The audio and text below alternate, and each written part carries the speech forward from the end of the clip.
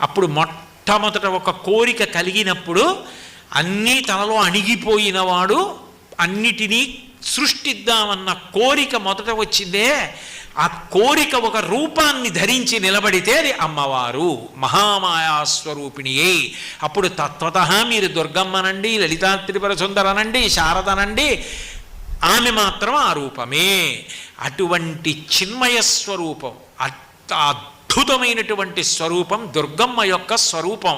ఆ నామం పలకాలన్నా, ఆ నామాన్ని అనాలన్నా, ఆవిడ దర్శనం చెయ్యాలన్నా దానికి పెట్టి పుట్టాలి.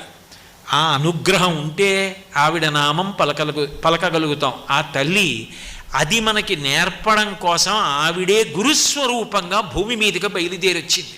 అందుకే నవరత్నమాలికా స్తోత్రంలో ఈ విషయాన్ని కాళిదాస మహాకవి అంటాడు.